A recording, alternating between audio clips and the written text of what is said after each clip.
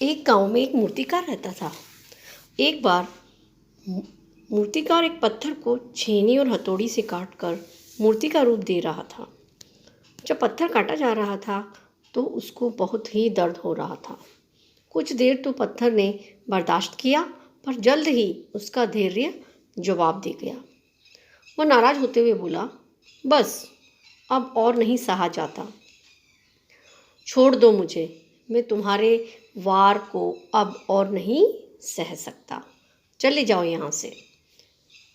मूर्तिकार ने पत्थर को समझाया, अधीर मत हो, मैं तुम्हें भगवान की मूर्त के रूप में तराश रहा हूँ। अगर तुम कुछ दिनों का दर्द बर्दाश्त कर लोगे तो जीवन भर लोग तुम्हें पूजेंगे, दूर दूर से लोग तुम्हारे दर्शन करने आएंगे, दिन रात पुजारी तुम्हारी देखभाल में लगे रहेंगे।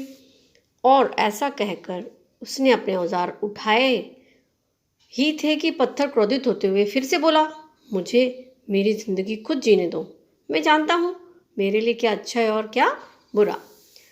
मैं आराम से यहाँ पड़ा हूँ, चले जाओ, मैं अब जरा सी भी तकलीफ़ नहीं सह सकता। मैं जानता हूँ तुम्हें दर्द हो रहा है, मूर्तिकार ने कहा, पर अगर आज तुम अपना आराम देखोगे तो कल को पछताओगे। मैं तुम्हारे गुणों को देख सकता हूँ, तुम्हारे अंदर अपार संभावनाएं हैं, यूं यहाँ पड़े पड़े अपना जीवन क्यों बर्बाद कर रहे हो, मूर्तिकार ने समझाया। पर पत्थर पर उसकी बात का कोई भी असर नहीं हुआ। वह अपनी बात पर ही अड़ा रहा।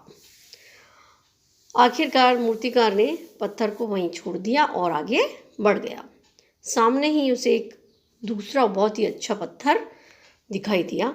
उसने उसको उठाया और उसकी मूर्ति बनाने लगा। थोड़े ही दिनों बाद उसने एक बहुत ही सुंदर मूर्ति बना दी। दूसरे पत्थर ने दर्द बर्दाश्त कर लिया और वह भगवान की मूर्ति बन गया।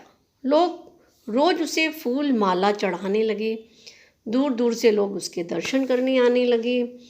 फिर एक दिन एक पत्थर उस मंदिर में लाया गया, उसे एक कोने में रख दिया। उसे नारियल फोड़ने के लिए इस्तेमाल किया जाने लगा। वह कोई और नहीं बल्कि वही पत्थर था जिसने मूर्तिकार को उसे छूने से मना कर दिया था।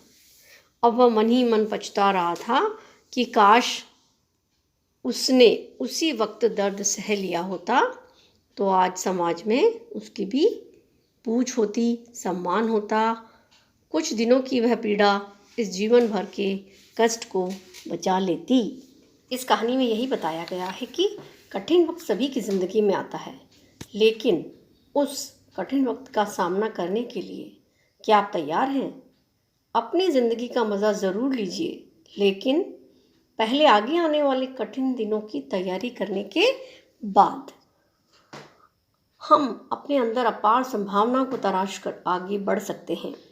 किसी भी क्षेत्र में हो, हम नए कौशल सीखें और अपने आप को बेहतर करें, नई ऊर्जा, नए परिवर्तन के साथ अपने आप को प्रस्तुत करें। ऐसी ही ये कहानी है। कहीं ना कहीं ये कहानी आपके दिल को छुए तो लाइक ज़रूर कीजिए। Thanks for watching.